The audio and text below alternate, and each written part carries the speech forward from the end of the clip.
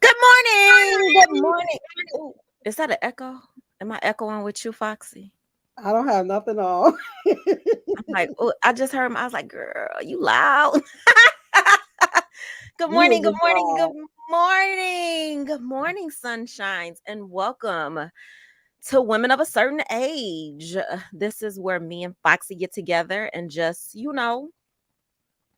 we talk about the things, some of the things, all of the things. That's what we do. My name is Organized Chaos. Welcome to my channel. This is my homie. Go. I'm Foxy. Hey, hello everyone. You must be sleepy. You went to your mama's house and Yeah, ate. yes, those shrimp and grits were really delicious, along with some waffles. I was about to say, I know she cooked more than that because mama be Yeah. cooking. What else she has? Shrimp and grit. Why you ain't bring me none? First and third of all, because I didn't ask. Well, I do have shrimps. Now I didn't bring You the brought grits. me some? I got some extra shrimps for you. Yeah. You didn't bring me none, though. You took some extra ones for you. No, she sent them with me, and there's a bunch She of them. ain't say they was for me, did she? No, I was Y'all gonna wasn't even thinking about me. I'm gonna bring them to you because I got them in the refrigerator. Because I'm not gonna eat them. So. Girl, I'm on my way to eat. As soon as we get off of Oh here, yeah, that's right. Yeah, I'm going yeah. out. I know. That's why, I'm dressed today. Usually, y'all will see me with, I have a top on, but at the bottom, it ain't no telling what be going on. Oh Lord. But today, a girl had to get together before we started because I'm running out the door. I know. Anyway, good morning, everybody. Happy Sunday. First and third of all, I hope you are in a state or somewhere. If you are Southern, you probably been good. But up here in Michigan, it has been spring for 2 whole days. Yes. I'm so excited to get out here and get in these streets. This after I can't stay out late though because it's a work day, but still, I'm excited. All right, let's get into the chat and then we're gonna get started. Foxy. First up, it was Evo was first in today. Hey, Evo Boo. Hey, hey, hey. Thank you for being here. If you could guys, girl, get your words together. If you guys would please subscribe to my channel, help me get to 500 by 50. We are on our way there. I would like to thank, I've been getting new subscribers. Thank you so much to all the new subscribers. Thank you to the subscribers who have been here for a minute or two or three, and to all of the new subscribers that will be coming. Thank you in advance for your subscription and for your likes. It helps the algorithm understand that we exist. And since you are here with us today, please, please, please, please subscribe to my girl Foxy and Family. She has the happiest place on earth YouTube space, in my opinion. Everything is so nice over there. No drama, just Foxy being Foxy, and we love it. Next up is my big virtual sis, Asaki Speaks. Please listen. First and third of all, I'm gonna pause right here. Oh yes. Because Chile, that live last night was everything I needed. What you think? I know you were there, Foxy, because I saw you in the chat. Was you there last night too? I was there. Yes, it gave me life. What I love about Saki, and I know she's listening to class because she's cooking dinner. That she speaks her heart and her truth, and her truth is her truth. And baby, that's all I can say is baby. Yeah. That's all I can say. So if you was in the bushes, you should have jumped out the bush and brought them to that cloud because you was in them clouds. That's all I can say. It was a very powerful live, and I think it was a much needed live. Yeah, like a lot of the things that are happening, and I don't consider myself to be a part of any sector. Earlier this morning, I was on somebody's live, and she called me auntie. I was like, I'll take that. I can be put in the auntie zone. I am a woman of a certain age, but that live last night, like, we can grow together. We can have virtual relationships that are not damaging to our mind, body, and soul, right? Like, it just, I needed it. And I hope that everybody that tuned in, whether they were just in the bushes being nosy, recording it, or whatever they were doing, I hope that some part of her message last night resonated with the masses in general, because it's Women's History Month. And I'm going to speak specifically to Black women. Y'all need to stop it. All of this backbiting and stabbing that's been going on YouTube, it really, really needs to stop. It's so unnecessary to just want to hurt people because you're hurt. When does it stop? You gonna hit somebody because they hit you, and then they gonna slap you back, and then they gonna slap you back, and then they gonna slap you back. When does any of that stop? Right? So I want to thank and shout out Saki. My Wi-Fi is being Wi-Fi, so I'm gonna keep clicking through because that'll give it time to get its life together. Subscribe to I See You Are a Family, one of the mods over here. Thank you. I See You Are a Family. Please subscribe to Bikini Body Challenge. Bikini, I didn't see you live this morning. Not live, but I didn't see a video this morning. Did you do a video this morning, Bikini? Please subscribe to the Trucking Cussing. Not cussing. Yes. It's the cursey words for me. Evelyn, yes. Evelyn, please go subscribe to little sis Evelyn. I be snitching on Evil. I had to tell about Pac yesterday. She had a nerve say she don't like Pac, girl, and then she gonna unsee the video. Hey, BJ Daz, how are you, hon? Thank you for being here on this Sunday morning. We appreciate you being here so much. Hey, Saki Big Sis.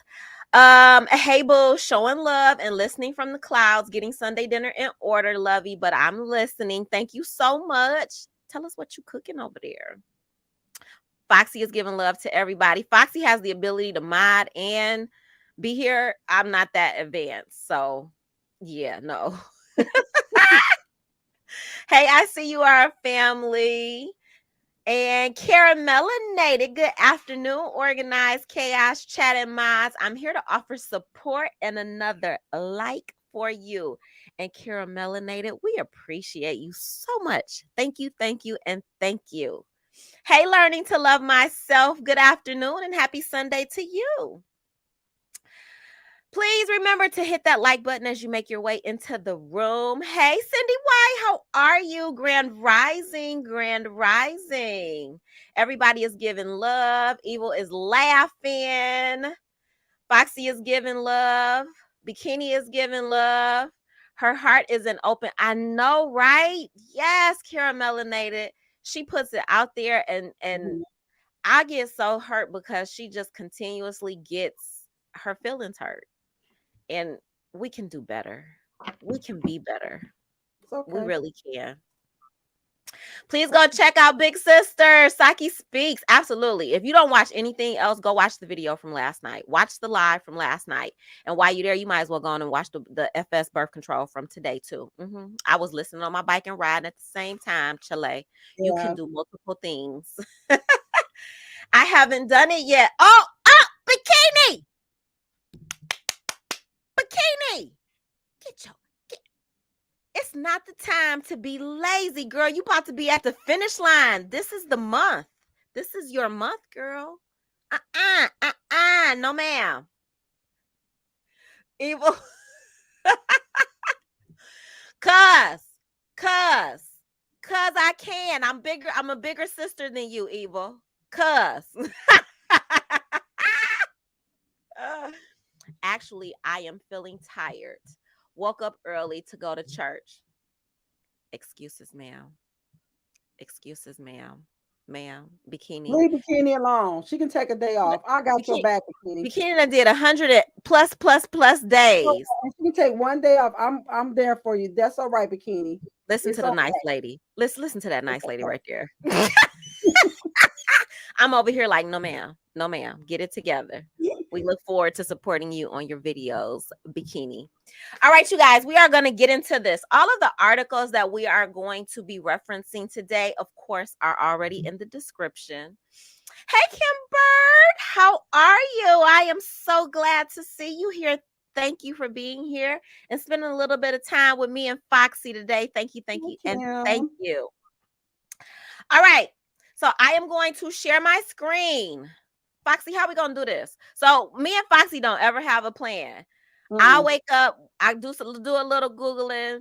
I sent all the stuff to her. She was like, this one. I was like, okay, and then I was like, we're gonna do these ones. And then That's it. And that's where it stops. And then how we get this thing going, we have no idea.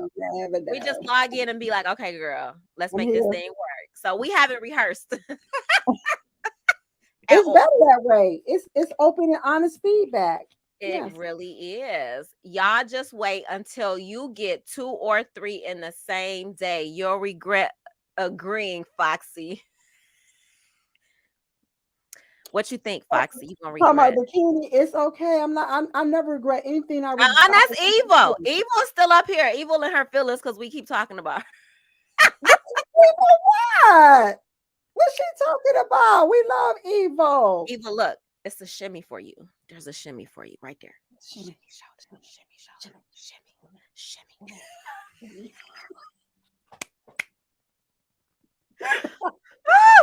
Okay, look, stop. We gotta stop playing. I got somewhere to go. I got something to do. You got places to go. Would you like my jewels? I was about to say, what you got? What's all of this on? And then you had to make sure we saw it. What is that? What's going on your neck? Yeah, that's my jewels. See, I wanted to come on here, because I was feeling so pretty today. So I was like, let me put on my pretty jewels. And you looking beautiful as ever too, Foxy. Got the glow on the skin, my vitamin C oil. But the back of the hair is a hot mess because I'm taking my braids down. So we can't. Don't turn around. I'm not gonna turn around. Don't turn around. I framed the face. Don't turn around. Oh, she was talking about bikini doing 3 in one day. I didn't know she did 3 in one day. Yes, I know. I have seen her drop 3. That's okay. Sometimes she do 2. Oh, well then I might take it back then, bikini. If you doing 3 in one day, that's different. That's a lot. Because they're somewhere between like 20 and 30 minutes. That's why I have her back. Whatever. All right. Still. Then you should, one day you didn't do 3 because we didn't get one today. What day? So you done already took a break. See what I'm saying? If you did 3 in a day, where's today's? That's all I'm saying. Leave bikini alone. Bikini, she bikini. We love bikini. All right, let me share this screen so we can get started because we will be in the chat all day. All right, share screen. Yes. Share that one. It's going to push us to the side and all right, so one of the things that I think we've touched on and we've talked about a lot is kind of like, how did we get here? How did we get here in this state of Black women are just kind of always wrong, and we got Black men in the manosphere who want to beat us up about everything, and then now we have Black women agreeing with Black men in the manosphere, and then Black women attacking other Black women just because. So one of the places that I wanted to start is with just a description, kind of like going backwards before we go forwards historically. Learning is giving love, and Evil is about to be back on the road trucking. Thank you for being here, Evil. I'm not gonna be back over there unless you out on late. I'll be back a little bit later, but be safe, boo. Be safe, boo. All right, so this first article is from, what is this? Maybe it is Great Plains Skeptic, I think is the name of it. And the title of it is Mammy, Jezebel, Sapphire, or Queen: Stereotypes of the African American Female. Let me take these glasses off. Those glasses have medicine in them, and when I'm reading from afar, it makes my hair hurt. All right. I'm not going to read all of that. So this is an explanation of Mammy, Jezebel, Sapphire, or Queen. Which one are we? Are we Mammies? Are we Sapphires? Are we Jezebels? Are we Queens? We get called all of these things. Stereotypes of the African American Female by Shauna Weeds. Stereotypes exist. And Foxy, if you want to jump in, let me know. I will. Okay. Stereotypes exist among all cultures, genders, and socioeconomic statuses. Unfortunately, this is rampant throughout our society. Women in our society face numerous stereotypes, whether they are white, Hispanic, African American, or any other ethnicity. African American women, however, can face double, sometimes triple. I remember growing up, I was told I had the strike against me because I was Black, and I had another strike against me because I was a woman. I knew about the double strike. growing up. As a little child, I was told that. The oppressions that other people experience being female, African American, and oftentimes poor or working class. African American women do not fit into the general stereotypes of white women. Instead, they have their own categories or stereotypes. African American women are portrayed in several stereotypical categories: that of Mammy, Jezebel, which is a sexual siren, Sapphire, similarly called matriarch, and the welfare mother, queen. The behavior and dispositions embodied in these stereotypes can have damaging influences on and perceptions of African American women. In the stereotypical category of mammy, the African American woman is categorized as maternal, nurturing, family oriented, and a church lady who is completely self sacrificing where her own needs or the needs of her family are concerned.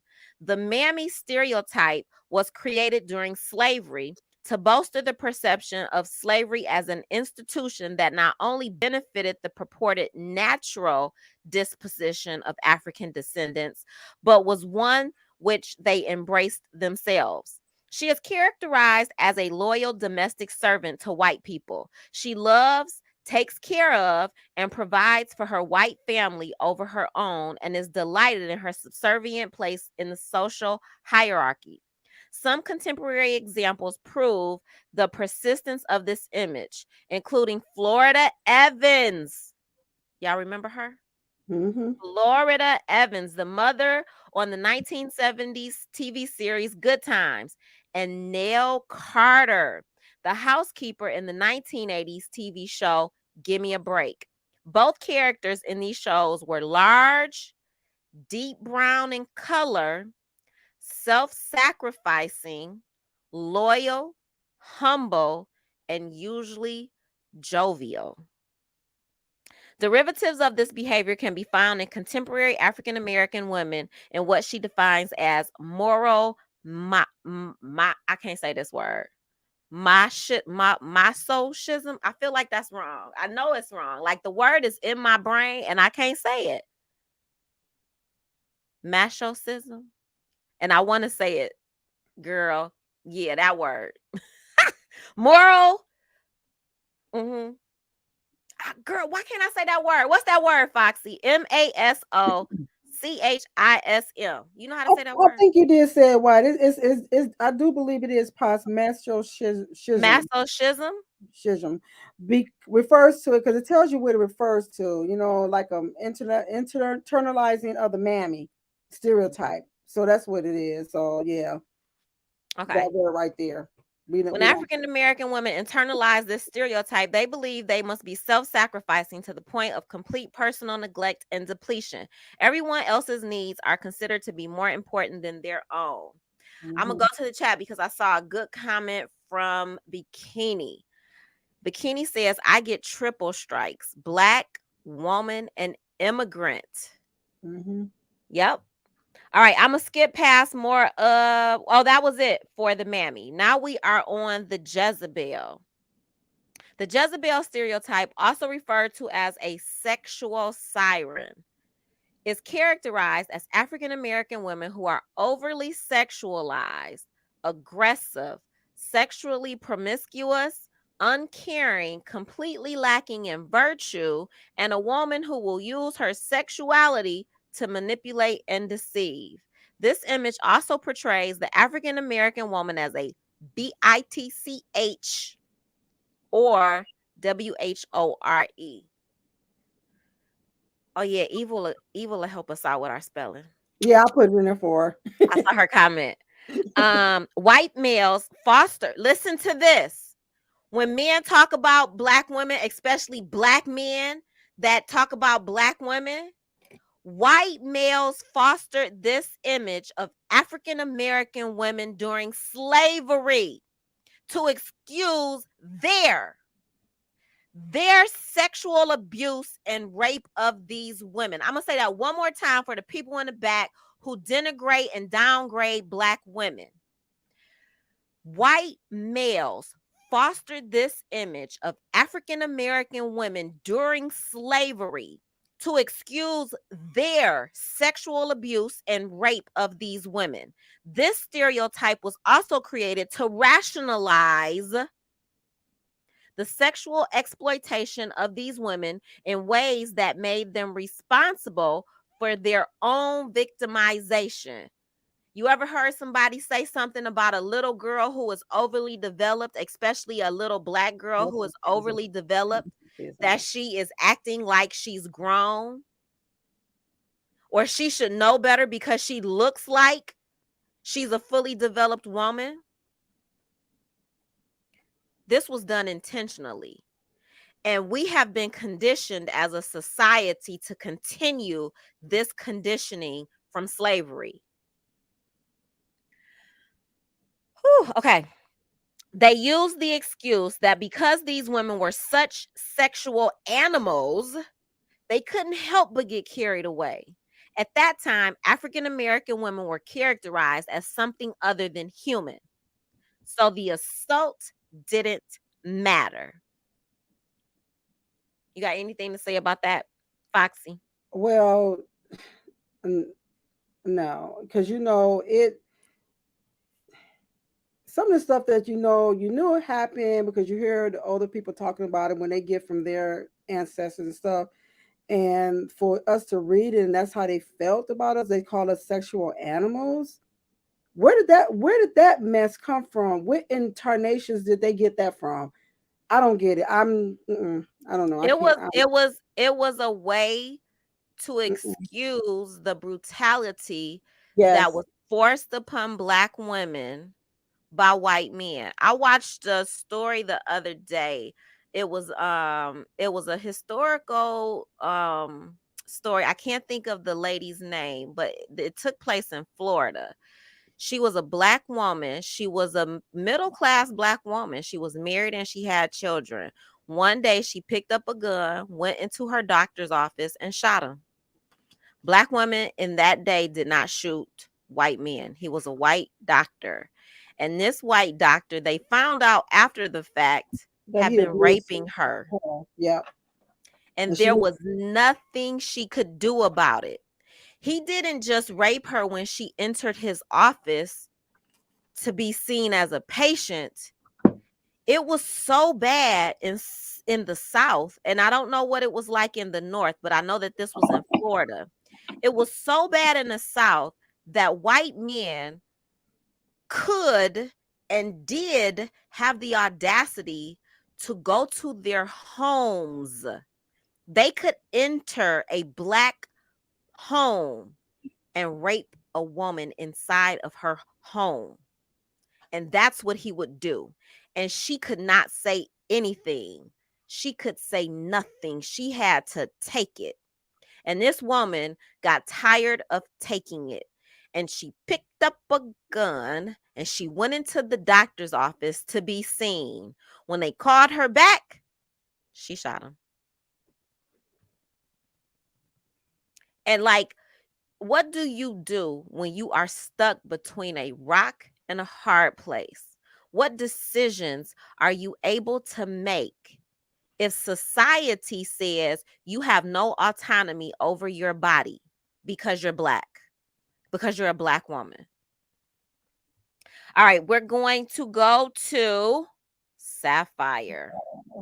All right, Evo helped us pronounce it, masochism. That's what I've heard. That's what I was trying. I couldn't get it out. Thank you, Evo. And she gave us a definition. The tendency to derive pleasure, especially sexual gratification from one's own pain or humiliation. With things such as bondage and masochism, it's all right if you both go for it. And I see where our family helps us out too. Now, see, yours looks different. Masochism. It's pronounced the same way. It's just that Eva is broken down for like the ghetto people. Masochism. Yeah, she broke it down for ghetto people. Like that's how I would read it. So, and the way family did it was the correct pronunciation of it. So Eva just made it easy for me to pronounce it. That's all. But it's pronounced the same way. Yep. All right. Let's keep going. So now we are going to learn a little bit about this Sapphire. The stereotype of Sapphire was based on a character from the 1950s TV show Amos and Andy. The character of Sapphire was angry, hostile, aggressive, nagging wife of a dishonest, lazy, and pretentious African American man named Kingfish. The central feature for their relationship was Kingfish's inept pursuit of flawed schemes to get rich, directed at the exploitation of his friend Andy and his failure at those schemes, inability to provide for his family, and refusal to take ordinary work. Sapphire and her children were shrewish in their response to him, which consisted of complete contempt and disregard.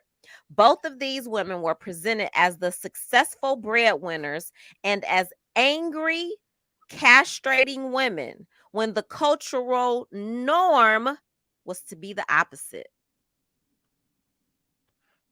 African American women who are deemed angry are seen as ill tempered and mean, evoke no sympathy, and are seen as deserving of ill treatment. When their grievances become the focus of attention and their justifiable anger is trivialized in this manner, their grief and pain are ignored. Sapphire symbolizes African American women who are justifiably angry. But when they are viewed as having an angry character, their grievances can be trivialized and they are not their ill treatment are and they and not their ill treatment are viewed as the problem. It's not unlike the media and mainstream psychology to cast all women's righteous anger at the ill treatment that forms the basis of sexism as a character flaw in making their grievances unworthy of attention, much less of any empathy. And you know what? That show Amos and Andy, I don't know if people remember it. It was supposed to be a comedy show, but I don't know. It was just, you might have to go back if you never heard of it, go back and Google it and look at it. It was supposed to be a comedy show. Did you? So, Foxy, you're a little older than me. I knew of Amos and Andy, but I didn't watch it. Do you remember watching it? Well, we weren't, because it's supposed to be a comedy show, but it was so, you know how they say a comedy hardcore where kids shouldn't be watching it, but we probably did. So, yeah, it wasn't. Everything they said was true. How they made that person, that black woman was, because like she was a breadwinner, but she was always mad about stuff all the time, like working hard and coming home, have to cook dinner or clean up the house or something like that. And it was supposed to be it's kind of hard to explain. You just have to go back and just look at. And once you look at it, you might be like, no, no, I'm straight on it. It wasn't good to me. I didn't no, no. Okay, our last one is Queen. Now, this one is new to me. We do use that term today, but I didn't know that term was related to welfare mother. So let's look at this one. It says another image of the African American woman is that of the welfare mother or queen. This stereotype is characterized as essentially an updated version of the breeder woman, Breeder, breeder woman breeder. image of slavery. When slave owners wanted African American women to reproduce more slaves and characterize them as beasts. The new version that sees welfare mothers as breeding animals who have no desire to work but are content to live off the state positions these women as a costly threat to political and economic stability and heterosexual marriage because they are portrayed as a woman living alone with her children. This image places the blame and responsibility of poverty on the shoulders of the African American mother and shifts the angle of vision away from structural sources of poverty and blames the victims themselves. It's also used to justify the restriction of fertility for African American women. This manipulative, scheming, sexualized image is attached to the working class or the poor. I have a very vivid memory of Ronald Reagan speaking or talking about welfare queens. And welfare queens were supposed to be like pretty much Black women who lived off of welfare. And when Ronald Reagan was running for president, it was his intention to get rid of and to, not have welfare queens milking the system for a welfare check. And what was at that time, I can't remember. Was this the 80s? It had to be. I was aware enough. I'm not going to use the word woke. I've been woke my whole life, but I was aware enough at that time to think, I I know white people who get welfare too. How come they only show Black people getting welfare? Like, I literally knew white people who lived in poverty and who got, like, literally, especially out in the suburbs in those trailer parks. I was like, it's people, it's not just Black people. And I couldn't for the life of me understand, because I didn't understand politics at all. I couldn't for the life of me understand why I was always a Black woman being the butt of the joke and the political characterization of this welfare queen. Yes. It's always been like that. Because the full disclosure, when I first had my child, I was in the system for a second, but it was like because I was just had a baby, I couldn't find work. And I was like, and I had worked before, so I felt like I paid into the system. So if I pay into the system, why can't you just help me get a little bit back on my feet? But what they were saying was that you had some women who that's all they did. That's how they made their money. That was their job. They would have baby after baby and just go and collect all the money, the food stamps, and all that kind of stuff. When you had a person like me who worked and just had the help for a second, it was so hard for me to get it. They made it hard for you, but it was true that it was a lot of what you call them, the white people or Caucasian women of other ethnicities in there. They was all trying to do the same thing. They just tried to, but the percentage of it was more Black. But you saw because it was more in the inner city. That's what we saw because we was more inner city. But we went out to the suburbs. All their welfare offices was filled with them, but they only did it because they only saw what was in the inner city. Yep. Right. BJ Dad says there are more clear people on welfare. Mm-hmm. It's just hidden to devalue Blacks. Oh, absolutely. Right. They don't talk about that. What's his name? Mitch McConnell. His state education. Where is he from? They keep electing him. He's somewhere down south, Kentucky or somewhere like that. And they're like at the bottom on the educational scale. They have a lot of welfare people, but yet they keep electing him, and he's done nothing to help his state. And it's like they believe whatever the TV or the computer or the Google, if they are part of this political party or that political party, instead of just having a brain to think for yourself, if there's two political parties that are controlling our system of government, they are both in cahoots with each other, girl. They work together. Yes. They work together. It's only two at the head of the parties. But have we ever asked ourselves the reason why they come after us so much? Because it's easy. It's easy, but if you ever sit back and think about it, we are some strong ass women. So if we ever decide to band together, they gonna have an issue. And that's the reason why they do stuff to keep us apart. And that's why we fight each other and don't nobody want to be, help the other person out. If we ever get it together where we band together, we can run the hell out this country. And they don't want that. They don't want it because we showed that in the slaveries. Think about it. Women dropped babies one day and was back on the fields the next day like it wasn't nothing happening. Pushing through. Us Black women. Yes. I spoke my piece. I'm gonna be quiet right now. You good, Foxy? Are you a little irritated over there, Foxy? Y'all watching Foxy get irritated. Foxy don't get irritated. Foxy a little irritated with this. Low-income citizens aren't voting. The corporations in Clear are. And their people are too. That's the sad part. In the city of Detroit, you can't get them to vote. And then when they vote, they only vote for the names that they know. Who did they tell you to vote for? That's what they like, literally. And if it's not a a primary election, if it's a midterm, child, don't nobody vote. Very few people. They don't And do they their vote for the research. same people all the time. I need Janice Winfrey gone. Why is she stealing office? They don't do their homework. They don't do their homework. They want us to do it for them and say, hey, this is the wrong person or the right person. No, they need to do their homework.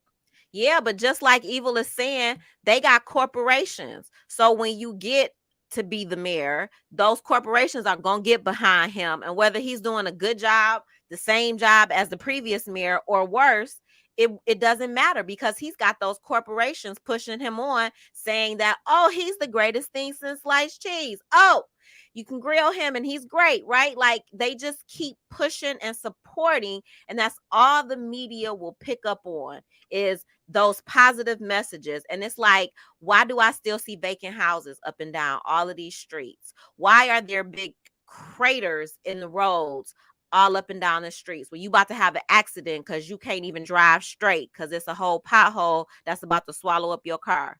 But you don't hear about any of that. But you hear about how it's so pretty downtown. But you don't hear about how all the Black businesses that held downtown up for over 20 years or more were displaced, because when the clear people came in, they raised their rent. They wouldn't let them buy the buildings that they have been residing in and renting from for decades. Don't talk about none of that. Like, oh, look at this. We got all these businesses. Ain't they about to have a Gucci store or something put downtown, Foxy? Yeah, but right, a Gucci with Detroit. Yeah, why we need a Gucci store? And the only thing they're doing, they put stuff down there to, like they say, the clear folks. I'm gonna keep it real. The white people, Caucasian people, yes, forget that. They call us Black and whatever, so I'm calling you white and Caucasian and keep it pushing. And I dare you to say something to me about what I say. Okay, I'm a. Foxy is in rare form today. Ooh, Foxy. Okay, girl. BJ Dad said, we only vote in the primary. We don't do our research at all. We don't even know who is working for us in our district. Period.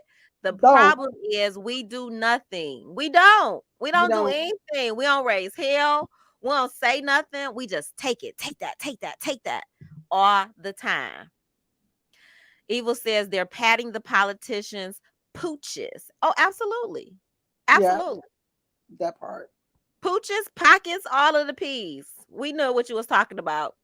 The religion whose marriages aren't documented in the government system will have their wives go on welfare, and they benefit even more from it because they traditionally reproduce lots of kids. Ooh, food for thought, because that's true, Bikini. That is so true. That is very true. BJ Dad's laughing at you for being mad, Foxy. Foxy is in her feelings today.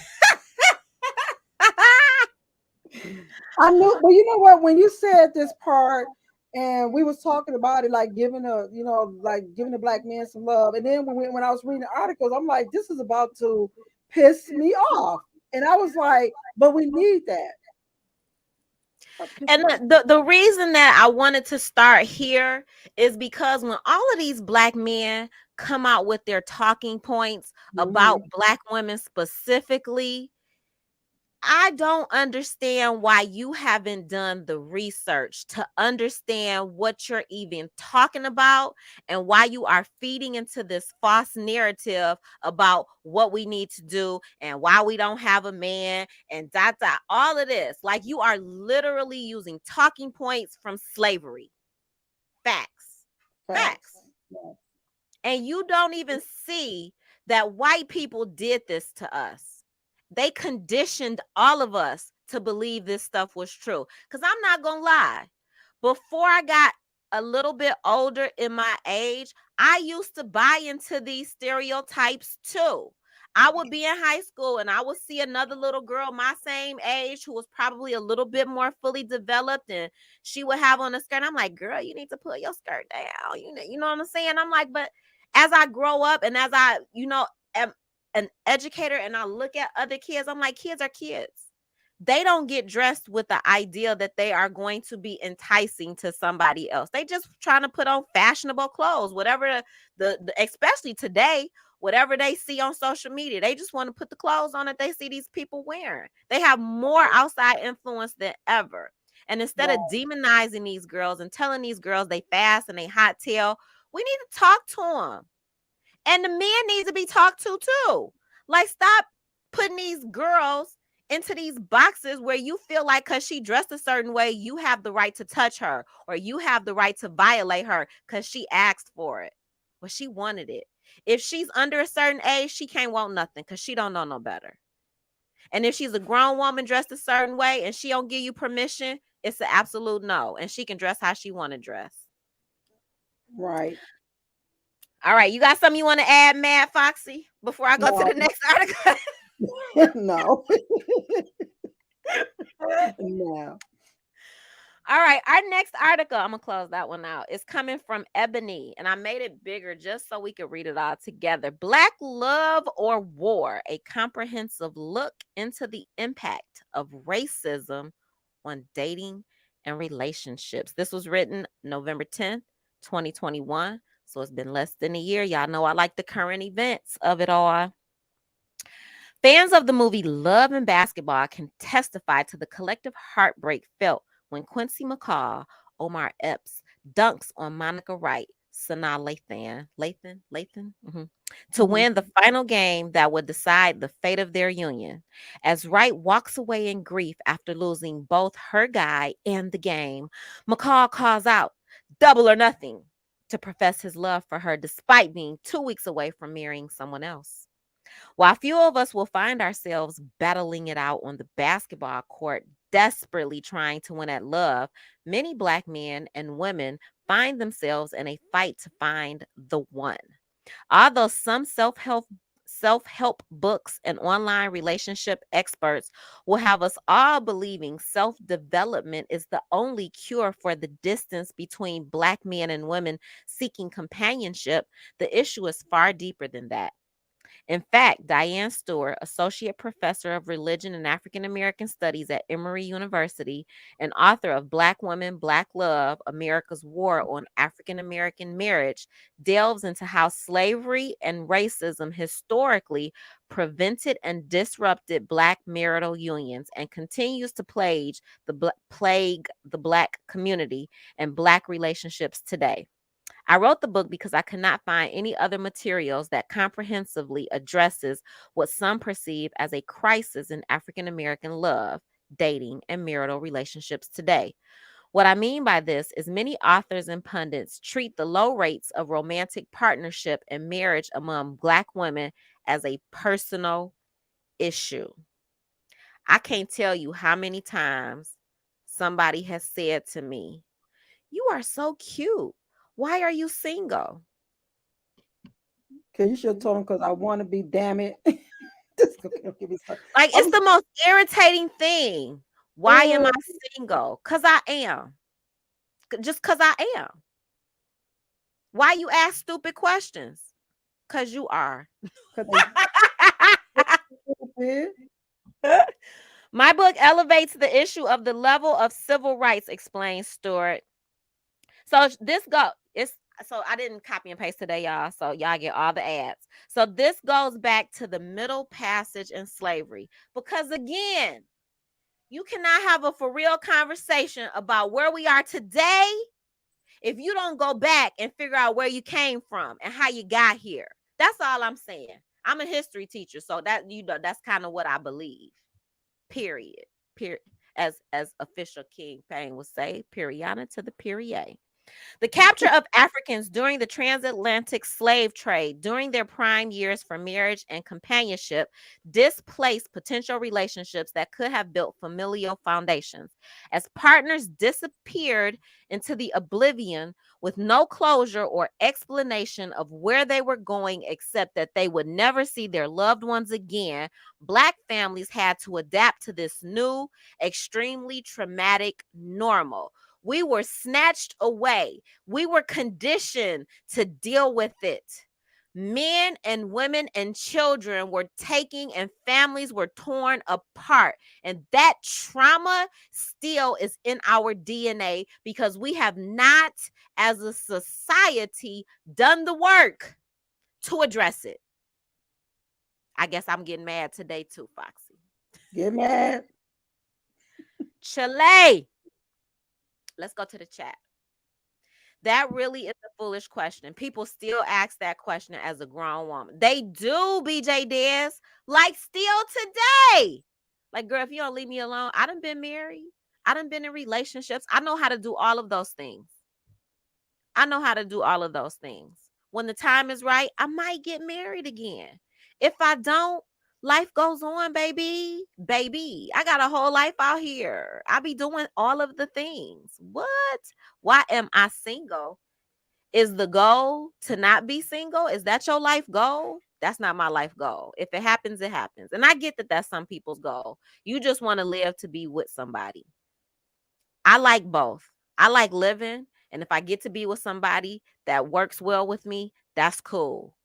But I need both, not one or the other. Because some women get with somebody and lose their whole entire beings. Absolutely not.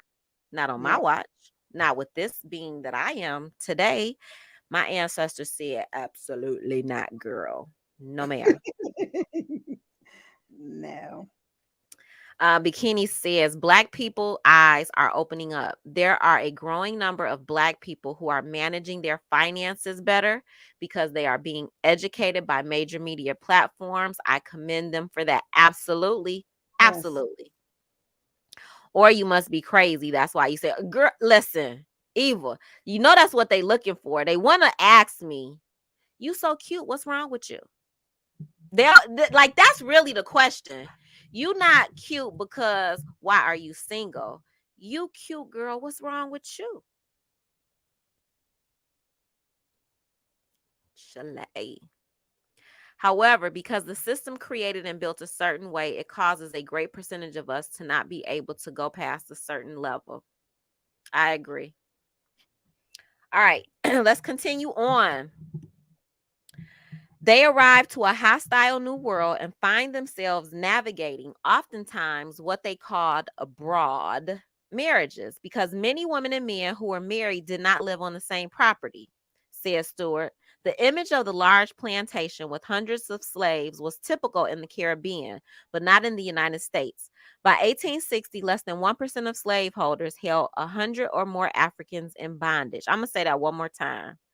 By 1860, less than 1% of slaveholders held 100 or more Africans in bondage. So it was quite common to see wives and husbands living on different farms and having to secure permission to visit one another on days of the week. And mind you, the master still has full access to that Black woman's body, even though she's married. And her husband might be on a different plantation because keeping the family together wasn't a priority. They took them apart for a reason because they knew if they had the husband with the wife, it wouldn't be that easy. He'll fight for his woman. You know, that's what it was. So they had to separate them. So absolutely. What they want to do. Yep. That word right there. It was all done on purpose with the purpose. Eva said, and I say, yep, psycho. In addition, the incessant sexual violence and exploitation that occurred tested the anatomical, emotional, psychological, and spiritual limits of those subjected to heinous violations of their bodies as their bodies were used and abused at the whims of their owners and other. It wasn't even just the slave master that had full access to that black woman's body. Whoever he had, his sons, his friends. It might be a fancy party, and somebody comes over and they see her, and he tells his boy, I want her. She had no option. She had no right, and she had no protection. Shame, embarrassment, exposure, lack of control over one's body. It's unbelievable that so many survive these rituals and rites of passage. Stereotypes of Black women as licentious. So many big words today, girl. Immoral and insatiably sexual permeated American culture in order to justify the horrors that white people suggested to on the plantation, says Stewart's. Then after emancipation, so now we've been subjected during this time of enslavement. We get free. We get free. So post-emancipation, when chattel slavery was formally abolished, Black love and marriage continued to be hindered by white institutions. While Black family structures historically required both partners to work, Western standards of marriage were forced upon Black families, which created standards for relationships that contradicted the reality of Blackness in this country. In the aftermath of slavery, the state denounced courtship and marital agreements that African Americans devised during slavery and presented Christian heterosexual marriage as a gateway to responsible citizenship, which meant that Black husbands were socialized to be patriarchal providers and Black wives subordinate helpmates, explains Stewart. In this way, the state conveniently alleviated itself of the burden of caring for indigent Black women and children because Black men were now responsible for themselves and their families. So, in other words, the white people just throw us out there and be like, yep, you're on your own. We're not taking care of you no more. Do what you do after you had all my babies. And before you go on, yes. And the white women, I'm sorry, but they sat back and they knew and they condoned it because they was like, oh, he ain't messing with me tonight, so I'm okay with it. Period. Absolutely. Period. Absolutely. To make matters worse, according to Stewart's research, welfare policies. Two different articles and they still talking about welfare? Particularly those developed during the civil rights era, directly targeted Black families. That's why I'm always talking about the institutions. We were put into institutions that were not created for us or with us in mind. And if they were created to hinder us every step of the way. Black women entered welfare programs in large numbers during the late 1950s. State welfare programs began to establish austere regulations such as man in the house, substitute father, and suitable home policies.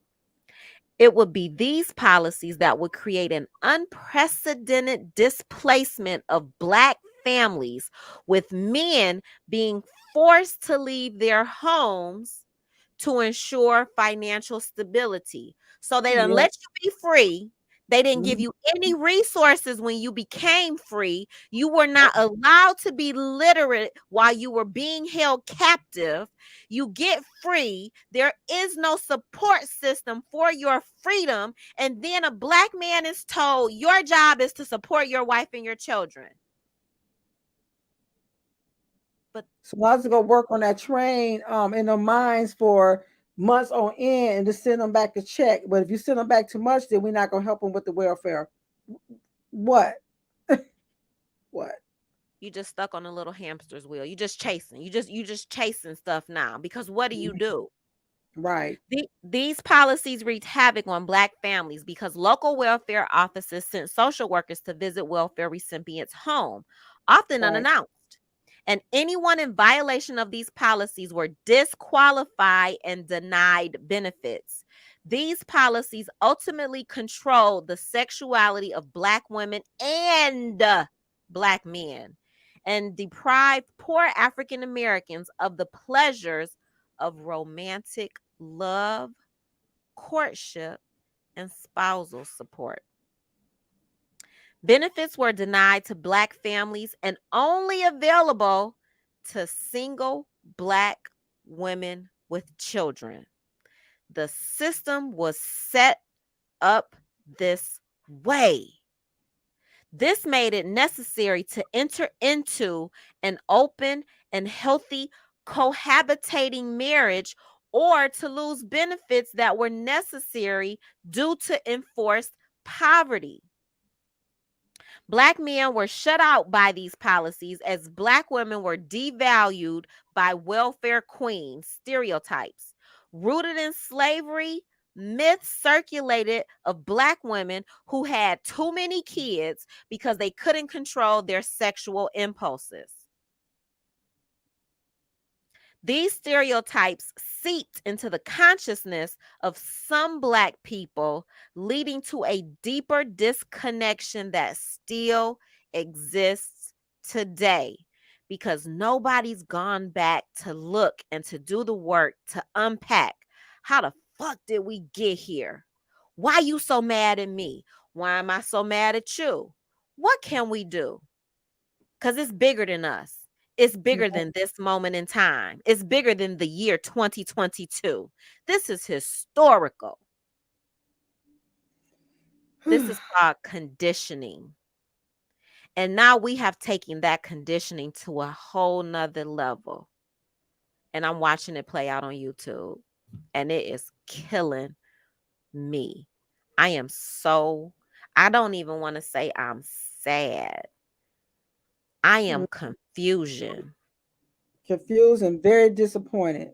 I'm very Disappointed is a very good word. I like that word, disappointed. Disappointed in our Black women. They already look down on us, but then you want to be on there just tearing each other up, and it sickens me and it makes my stomach hurt, and I'll be so irritated. And then that's why when I jump on to do a video, I try to be so freaking positive, but sometimes I just want to go in, but that's not me, because I'm not going to get in that stupid ass battle they doing, because it's stupid. If you're listening, you stupid. You need to get some sense into your stupid ass mind. I'm sick of it. Sick. Okay, I'm done.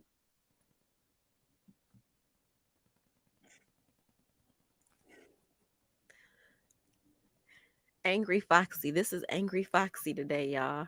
I don't see Angry Foxy very often. Every now and then. This is our first time seeing Angry Foxy on YouTube, though. Hey, Foxy, you okay over there? You want me to come across the street and give you a hug, boo? No, I got plenty of love and love. I just think, I think it's so stupid because you try to support everyone. That's me. I would support you to the end. But then when you start tearing each other up and you don't even say acknowledge nobody, but then you want to sneak into somebody's little channel and see who's on their little channel because you want to see what's going on. Kick rocks. And show yourself some respect. And you are one of the people, right? You need to respect yourself. You want people to respect you, you need to respect yourself first. And they need to. That's all I got to say about the one, because I'm getting pissed every time I think about it. Let's move on. Okay, let me read and calm down. Yeah. Take a deep breath, Fox. You got some water over there? You got water and a drink. Oh! You. Let's go. Let's keep going, y'all. Modern popular culture. The rise of the music video era added fuel to a growing fire brewing between Black men and women. For example, the historic colorism perpetuated in media depicts a light skin versus dark skin battle, which can often be found in song lyrics, music videos, movies, and many other aspects of Black culture. Colorism, a byproduct of slavery, has its roots in plantation life, where slaves who were closer to whites in complexion and hair type were given preferential treatment and usually worked in the house, while their darker complected brethren were viewed as ugly, barbaric savages and usually worked in the fields. Stewart notes the impact of these ideologies present themselves in how colorist beliefs manifest in Black adolescent boys who increasingly, since the MTV era, and I would even so much say, if I think about the MTV era, I was wide awoke during the MTV era. And so a lot of those children are my age now. That's how we get the manosphere. Okay. Saw darker skinned Black girls as undesirable. Unfortunately, she contends research indicates that these beliefs typically do not change and have long term implications that impact marital partnerships between Black men and women. In fact, a 2009 study by Derek Hamilton, author H. Goldsmith, and William Darity Jr. looked at a large database of Black women and girls and found that among 16 to 29-year-olds, light complexioned Black women were twice as likely to marry than darker complected women, and 17% were more likely to marry than women of median skin complexions. In addition to perceived undesirability, dark-skinned Black women collectively carry the burden of myths and stereotypes that commonly portrayed them as hypersexual objects, unworthy of being treated with dignity and respect. Similarly, Black men are often battling unfounded characteristics of being lazy, shiftless, and criminals. These internalized views have created an atmosphere of skepticism and negativity between a multitude of Black men and women in their relationships and in many other aspects of their lives. It's important for us to understand this history so that we can interrupt cycles of generational trauma that it has produced. I need to read that again because that's all I've been saying. In a nutshell, yep. It is important for us to understand this history, people, so that we can interrupt cycles of generational trauma that it has produced. Even if we don't directly realize it, this history does impact us. It impacts how we see ourselves and how we treat one another. Learning more about how racism impacts every aspect of our lives, as well as making an intentional effort to recognize and challenge stereotypes and negative depictions of one another when we see them are some important first steps in redefining ourselves, our relationships, and our communities as a whole. And I charge every Black woman, every Black content creator on YouTube, finish out this month without talking about one more Black woman on your channel. Finish the month of March without slandering, defaming, or talking negatively about another Black woman on YouTube. Can you do that? Can we do that? We are a community. I don't know what sector everybody belongs to. I belong to whatever the fuck I fall in. That's my sector. But I'm sick and tired of hearing Black women tearing down other Black women and then justifying it. How do you justify that? I am so, girl, you about to get me where you at, Foxy, and I ain't got no drink yet. Keyword is yet. Girl. But you know what? That is so true. Even though we're talking about what we're talking about, how to build up the Black woman, and that's what we're all about. That's what we're supposed to be doing. We're supposed to be building each other up and making sure that we are very successful.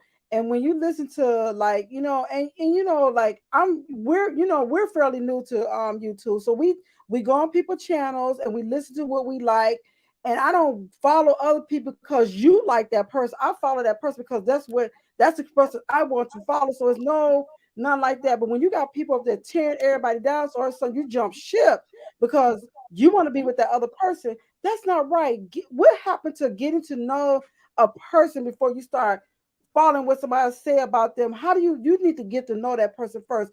Get on the channel, go back into their very first videos. That's what you do. Do your freaking research, people.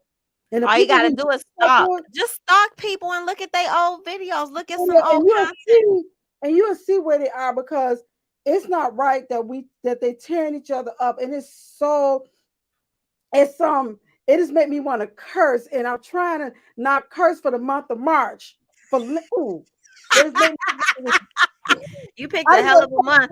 Juggler to the month of March. I just want to go to the juggler. And when I got that mad, just listen to people go over people who I like, and then you want to dog them out.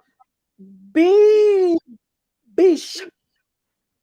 to the side and talk to that person, because you don't know what's going on and you need to figure some shit out. Simple as that. And I cuss for the word. Let me put my dollar in my jar. They made me cuss. So I got to put $1 in my jar. Okay. I'm gonna go to the chat, Foxy. BJ Dale says, I totally understand how Foxy is feeling. We can do better. But you know what? If you are not able to have somebody pull your coattail and to pour into you from their perspective, you never have to listen to 100% of what anybody says to you. Right. But when somebody is pouring into you, there's something that's in there that the universe needs you to hear. You might not take all of the message, but there's a piece of that message that should hopefully resonate with you. And when you block out anything because it doesn't fit what you believe is true, how do you grow? How do you grow?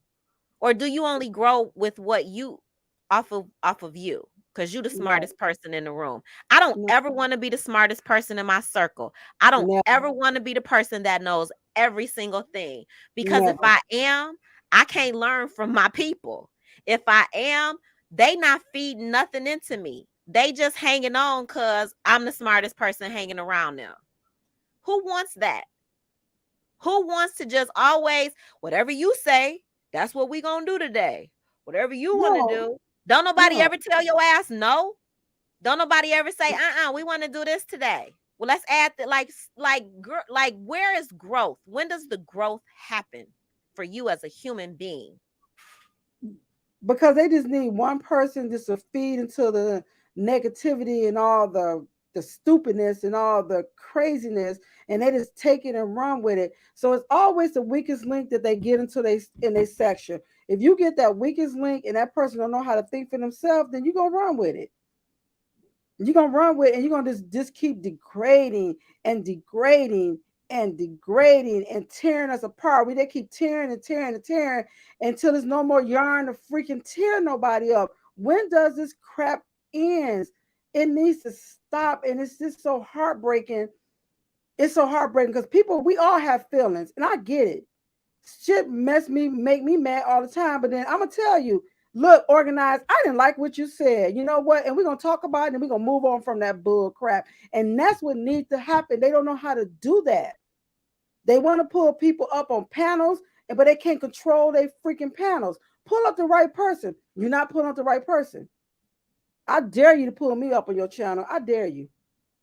No, ma'am. I'm banning you from going up. No, ma'am. I'm not going. I'm just saying, but I would dare them. You stay over here with me. You're the nice person.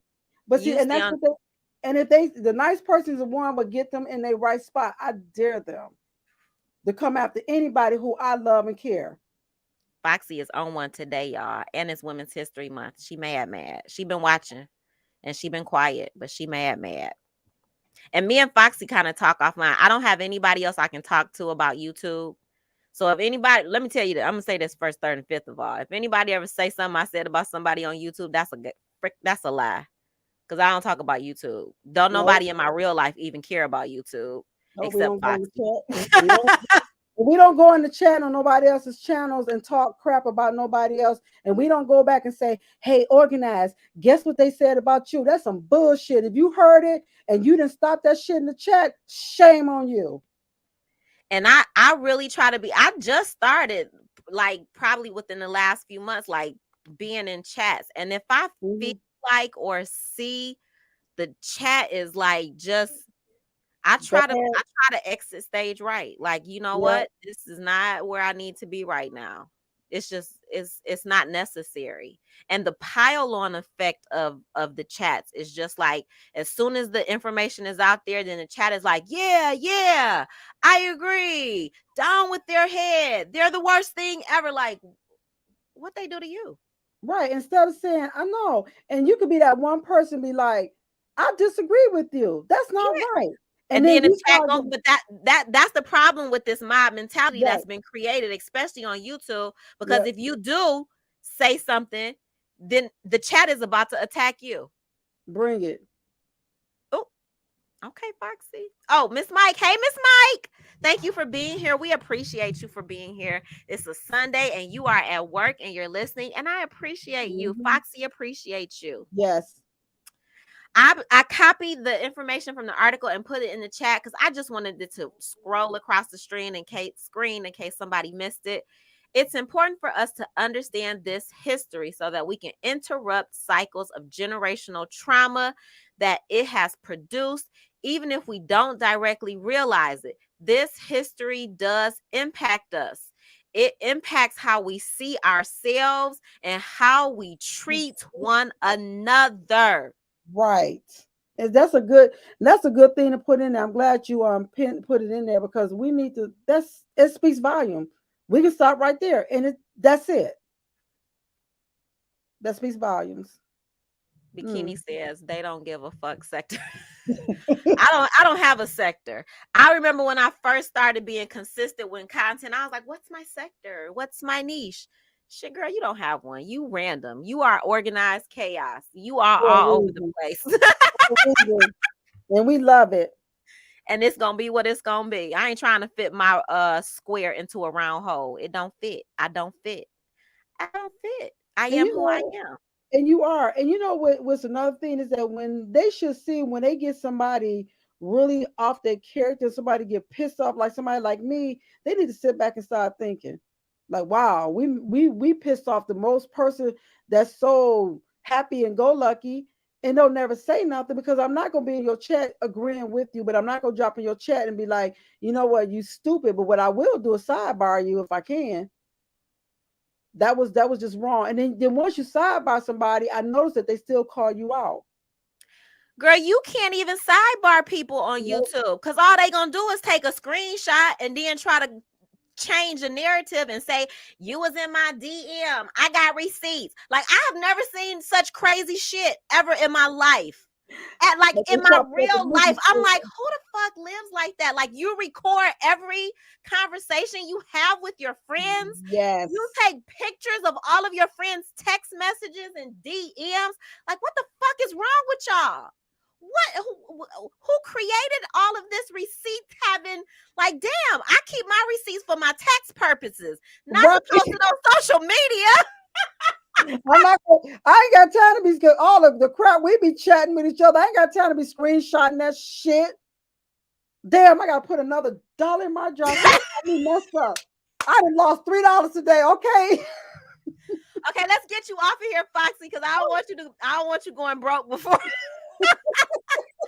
before we finish. Listen, girl. I'm honestly emotional on this right now. It really hurts seeing what's going on with our sister. I'm with you, BJ Dez. I just have never seen such like anger about people that you don't even know in real life. Like, y'all have created such crazy ass, weird ass relationships with these people on YouTube, and you're taking this personally. You're attacking people's careers. You're attacking people's speech patterns. You're attacking people's relationships. You don't even know these people. Nope. But you want receipts. You got receipts of everything. So what's gonna happen is when these people drop them receipts on your ass, like, okay, bitch, this is where my degrees are, all on these back walls. This is where I am. Show me what you got. That's my receipts. But my thing is this, Foxy. Who gives a fuck? I know, right? So look, I be seeing the pictures of the like they're starting to put pictures up, and they want to talk about what people look like, and do they have this? Do they? And my thing is, guess what? Where your picture at? They know we look like. Girl, don't get me started. Don't get me started with the avatars battling about people's looks, and we ain't ever seen your goddamn ass. But that's a whole nother story. But my thing is this: what if they look like that? What if they do look exactly like you say they look? So what? At what point do you have to talk about your sister's looks to elevate yourself, to make yourself feel good? You got to put down another Black woman out here because you don't even have a grounding of who you are. That looks become your standard of beauty. We just had a whole segment, Foxy. Are you beautiful inside and outside? Yeah. It's some ugly bitches out here that's pretty as fuck, and they ugly as hell because of their insides are trash. Stop externalizing and putting down your sister because of what she looks like. She didn't get to pick and choose. Nobody did.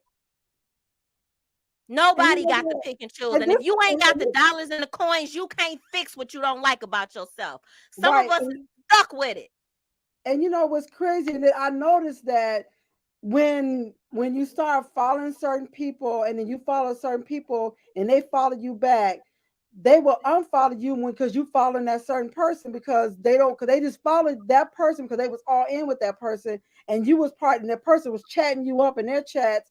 Oh, we just follow this person, this and that. Then they pull back, because I was like, wow, I went for all those subscribers. That when all that bullshit dropped, I was like, oh, so that's why you was subscribing to me. But as soon as you say I was being true to me and who I like, and I want to jump on your bandwagon, so you unsubscribe, deuces, bitches. I'm good with you. I'm good. And I put it out there because I don't get one iota fuck potato today. That's another $1. I know $1. It's okay.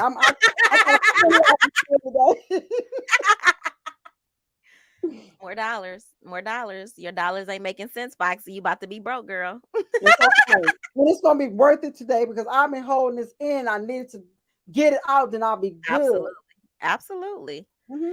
Well, hello, Ellis Jackson. Welcome to the channel. I hope you have to be subscribed to be commenting. Thank you so much. I appreciate you. If you have a moment, please go subscribe to my girl Foxy and Family. She is the happiest place on YouTube. Not today, no. That's why you over here. We can't take this over there. We can't. But we do need to start doing some stuff on your channel, though, Foxy. We got. I said I'll go live one. I'm gonna go live. I said I got some stuff I need to do. I'm reading my book. I'm gonna do a couple more. I got more parts to go, so I'm good. Evil is saying it is fucking insane. It is. You have to disregard yourself from those channels, disengage yourself from those channels just to pray for them. Mm-hmm. It's true. I have had several people send me DMs on why I follow someone. Like, how the fuck somebody gonna ask you who? What girl? BJ Dez, are you serious? Grown-ups are asking you why you follow anybody? Child, this is the most schoolyard playground is shit I have ever seen in my big number years of life. But you know what? That's probably why a lot of this positive and great content creators, they were like, fuck it, I ain't got to put up with this bullshit. I'm just going to dip off of here because the platform is crazy. But some people, you know, and some, y'all know some of that stuff just be scripted. It's like reality TV. You can't tell me, nope, I don't believe it. I don't know. It's crazy. It's foolishness to me. And I'm glad that we're not the top people. We don't name drop. But if you sneaking in the clouds and above Pluto, yeah, we talking about your bitch ass. Hit dogs, only hit dogs holler. Hit Mm-hmm. dogs holler. Ah! Girl, I don't be hollering because I don't know half of what be going on YouTube, child. And I only got Foxy to talk to. So if Foxy don't know, I don't know. And if I don't know, Foxy don't know. We don't know. But wait, BJ Dez, you are saying that people are DMing you. Yes. I don't even know these people. I've been BJ Dez, you're not even a content creator, are you? Who's attacking you? I've been attacked a few times this week already. Like what happened?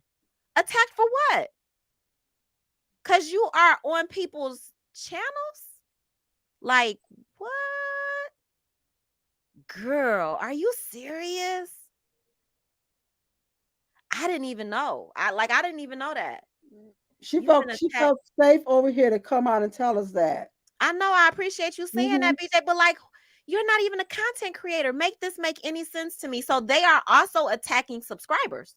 Yes, yes, they are. And I had heard about that, and I was like, that can't be true. But now BJ just made it true. Wow. They're going after the subs. Yeah, just ignore that mess. Hey, Nola Reeds, girl. Hey, I saw your video yesterday, girl. Hey, girl. Hey. Hey, Nola. The cutest face woman can be the ugliest person. That's what I'm saying. Like, yes, I am so, the whole looks thing, even if a person is a terrible person, I just think the looks department is just so below the belt. Especially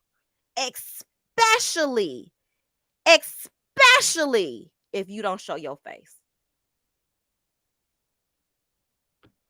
How do you talk about somebody, especially when you don't show your face? You talking about people's looks that they were born with, that they didn't get to pick and choose what they look like.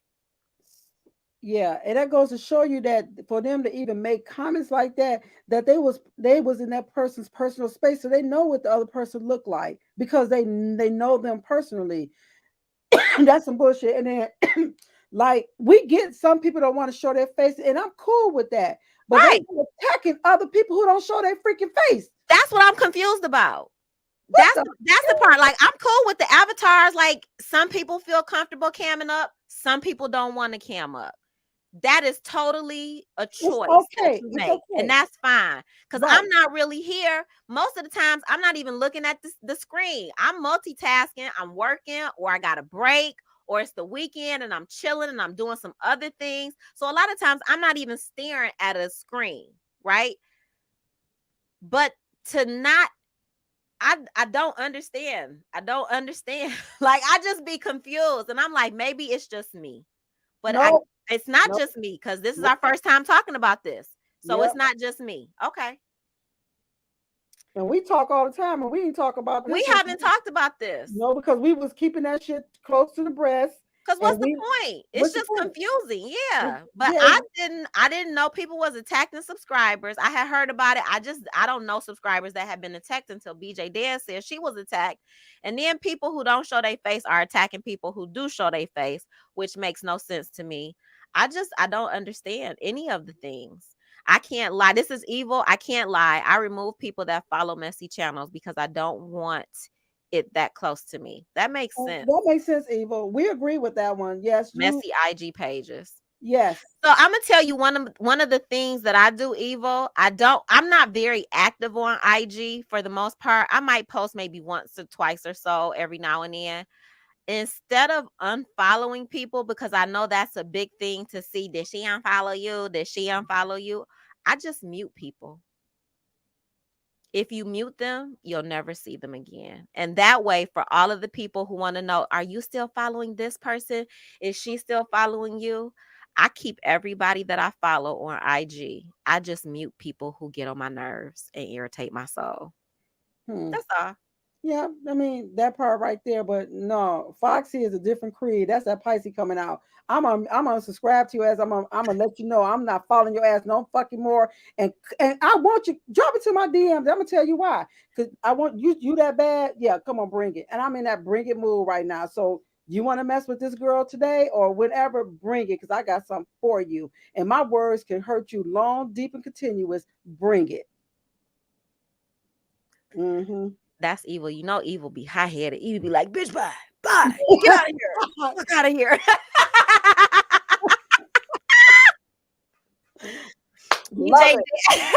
BJ Dan said one of my favorite content creators sent me a threat. Wait a minute.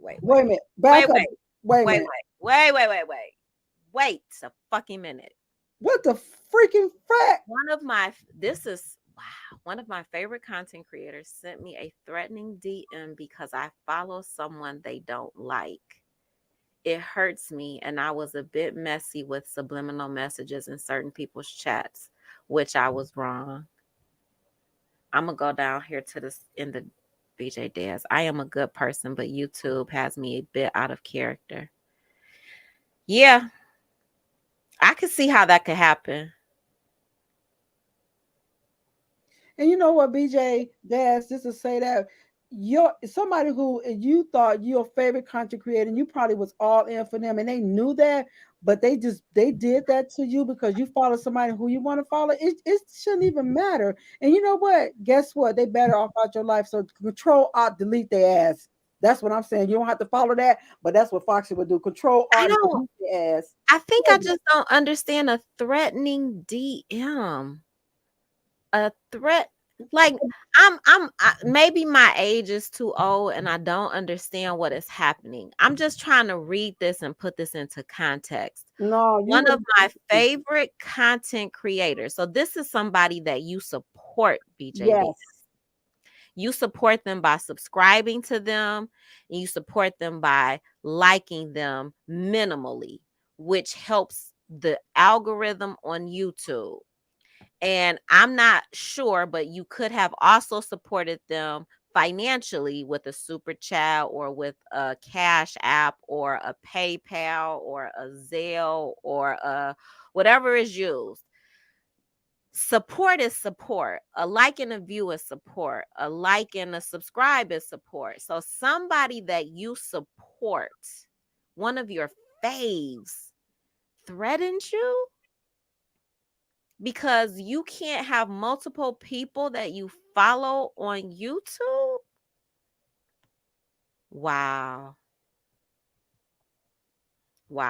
I'm sorry to hear that. Here come Evo. I restrict and block the fuck. I don't give a fuck who knows. That's my evil voice. I gotta keep listening to the evil so I can get my evil voice down. Thank you, Evo, because that's how I feel. I'm there. I'm there for all the bug. I'm there. Yep. Mm-hmm. Yep. And I don't get that part right there. Wow. I am like I didn't know. I didn't know it was this serious that you couldn't follow who you want to follow. The only thing I think is serious is about being mindful in chats. Yeah.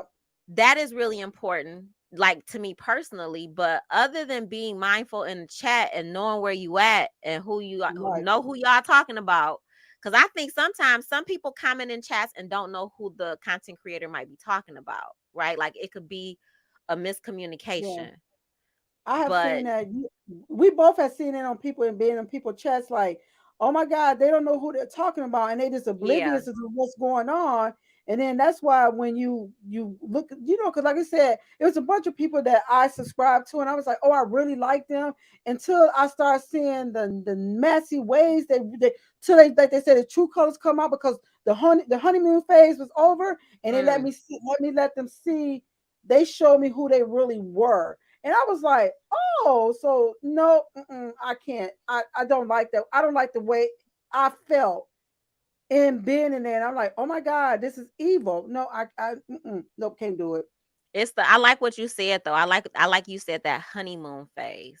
The So honeymoon usually phase. as a new subscriber, you do have a honeymoon phase with a Mm-hmm. content creator just to see if I like that one video, so I'm gonna subscribe to you. But let me, go through your catalog and see what you're really about, Mm-hmm. right?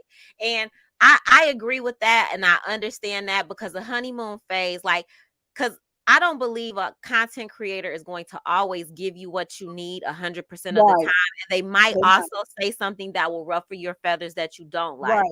I don't But believe you need to immediately unsubscribe because of one incident.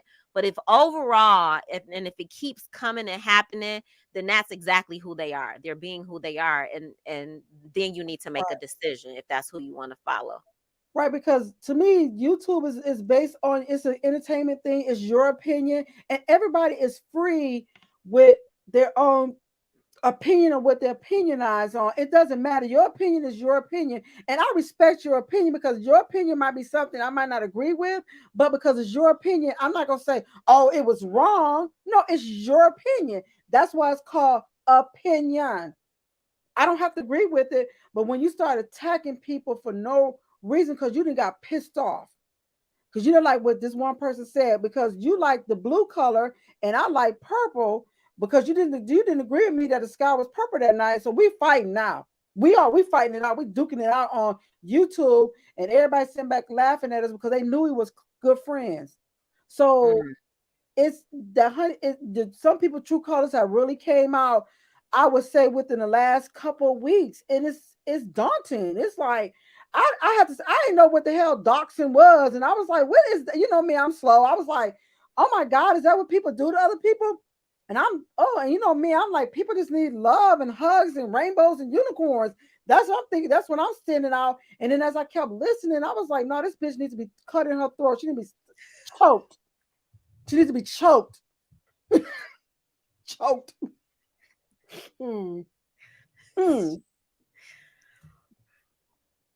That's another $1, Foxy. I know, it's okay. I got $20 limit. I got $20 limit. I'm okay. Hey, Carol MG, thank you for being here. We appreciate you. Nola says, I haven't experienced this and I hope I don't ever. Yeah. I haven't either, Nola. I just been watching it, and it's just heartbreaking to me. Like I said, especially as a Black woman watching other Black women go after each other on so many different levels, and then to have Black men join in that type of a conversation, it does become a bit overwhelming. Like it's a lot. It's a lot. And to have I'm not gonna say no names. The universe just said shut up. So I'm gonna shut up. Shut up, no names. And we're not. All we need is love, love, love. Evil is laughing. Evil, I thought you was doing something else. I thought you was on your channel. You still over here? BJ Dez says, I wish I was more like Evil. That's because you still a little bit nosy, BJ Dez. Evil, listen, Evil will cut off and don't give a F no more. And don't even look back, because the people behind her have turned into salt. She is walking forward. Right. She don't give a girl. I'm with you though, BJ. It takes me a minute before I fully disconnect BJ Dez, because I just believe I try to give everybody the opportunity to fix it. Like, because you get to mess up. And I'm like, I'm going to pray and I'm going to hope that this mess up is not it.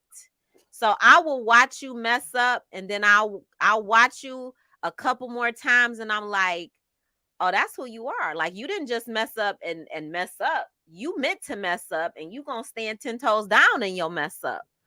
Oh, okay. Okay.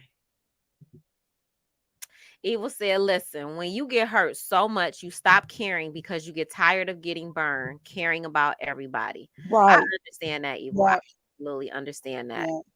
I will not, this is Nola, I will not comment on foolishness. I'm here to enjoy the content, not any mess. Amen. Amen. And hallelujah. Yeah. Yes, Foxy, choke the fuck out. BJ Dez said, I just feel that content creator is a bit paranoid because they have been attacked and don't know who to trust. I get that. And the subs are so messy, instigating where people go. Yeah, that part, like I've never been in a chat and inboxed or it like, do you know such and such is over there watching or comment? Like who cares? We're grown-ups. We can go to wherever we want to go to do whatever we like, girl. Why? Why? Carol says, yes, it is heartbreaking for what is going on. I am like Evil now. I stay in the bushes and watch. Evil don't even be in the bushes though, Carol. Evil done burnt them bitches down. And drove her truck through it, and she done kept going. Evil is gone.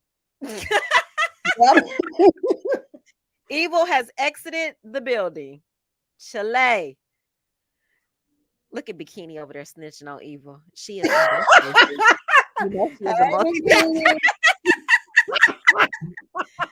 Chalet.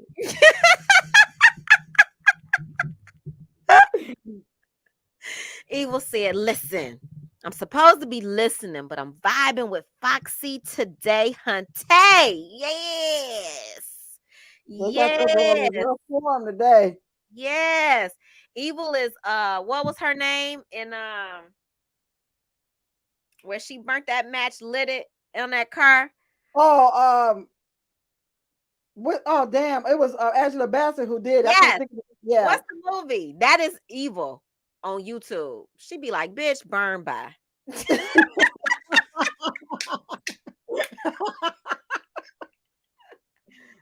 And you know what? And I agree with that. Cause once I control alt delete your ass, I ain't coming back. You can't give me nothing to say, oh, I'm a sweeten the deal. Go back up on that rock that you climbed from up under. Cause Foxy is good. And I want you to come in my But now look at this, Foxy. This is how opposite we are. You are definitely the nice one of us, right? For sure. But look at your cutoff game is stronger than mine. Cut off. I don't play. Your cutoff game. I believe I'm like what Eva say, you know what? Because I feel like that if we're good and I'm with you and I'm down for the cause with you, why are you messing with me? So that means you weren't down for me in the beginning. So yep, my cutoff game is strong. I do not look back. I would treat you with a long handle wooden fucking spoon, stirring a pot of chili and spaghetti. That's me. And I'm done. And I don't look back. Nope. And I'll let you know. And Evil say, you ain't gonna even be able to get in touch with me, bitch. That part right there, Evil. We're on the same thing because I will block you and let you, and I won't, and I'll let you see I blocked you. Oh, damn. Yep. Why you blocked me? Because I wanted to, bitch. Thank you. All right, y'all. Girl. Okay, look, we got one more article. I don't even know if we need to do the other articles. We didn't talk to the chat. The chat is talking in a safe space, but this is a safe space over here, ladies and gentlemen, whoever's in there. And if you're in the clouds, in the bushes, and up under some rocks, it's a safe space. Say what you say, but if you come in here with some negativity shit, you just better be prepared because Keisha won't catch you. Oops, sorry. Girl. They won't, well, organized won't catch you, but Foxy will, and I don't give a damn if you know. Well, this is a safe space. It's a safe space. Yep. And thank you, BJ Daz, for opening up our eyes to that. We really appreciate you being open and honest. Just be careful. Just be careful. Yeah. BJ Daz says, yes, organized. I am too nosy these days, but this is where I have to pull back and stop watching the mess. I know it's because I'm not working at. Oh, yeah. Well, then that's it, BJ Daz. Like it's so much going on. And if you're not working, like all you have is time, right? You got time to go through and observe, if nothing else, all of the mess. And I'm sure that has got to be very overwhelming for you in general. Like, because I can't keep up with half of the stuff, and I'll just be like, what happened? And I might text Foxy like, girl, what happened? And she'd be like, girl, I don't know. Be like, okay, well, I guess I'm not gonna know either. So I can only imagine what that has to feel like if you are just stuck in the house or stuck and this is it. I don't even watch TV. A lot of what I do on YouTube. But I do have other spaces. I do have other types of content because I absolutely, not that I love the content, but I like the where they talk about the murders and the crime channels. I watch a lot of those. Um I watch a lot of lawyer channels where they talk about the law and they look at documents. I'm not really into cooking channels because Chalet, I got teenagers. They can cook for themselves. They on their own. But I watch a lot of criminal analysis type channels, and I watch a lot of and now I watch trucking ASMR. I was up early looking for evil this morning. Where you at? You got me out here stuck in the morning. I needed some ASMR. Evil says, I'm a Sagittarius, loyal as fuck until you cross me. Then they find out why they call me Evil Lynn. Sagittarius. I think my mother is a Sagittarius. Is that August, October? Is that October Evil? Is Sag October? No, my mother's a Scorpio. It's a S. It's a Scorpio. She's a Scorpio. Evil is not playing. I already got a lashing from her tongue. Yep. I don't even want to know what she said to you, BJ Dez, but she you got a one in the chat. You still here, girl. So I'm sure you took it and was like, you know what, Evil? You right. My bad, girl. My bad. Bikini said, BJ Dez, let's put some of that time in the financial. Oh, yes. That's a good suggestion, BJ. Get over into the financial education sector of YouTube. It's so many like YouTube is such a wide open space of all things. And once you start following different content creator types, it will switch up the algorithm that you get introduced to every day, and it'll take some of the trauma away from your feed, BJ. Get you some, just go find some random stuff about birds chirping and cats meowing and dogs licking stuff and financial planning and buying homes and relationships, a little crime here and there, a little makeup channels. Watch your algorithm and the stuff that you get presented with in your feed. It will absolutely change. That's just a suggestion. You got to change what is presented to you so that you won't click on it and be, you said, oops, I am too mad. Yes. Chile. we got you, Bikini. Yeah, I got to fix this December. Yeah, my mama is a Scorpio. She will sting your ass. Don't even see it coming. Nola says, I don't know none of what's going on, and I don't care to. You don't need to, Nola.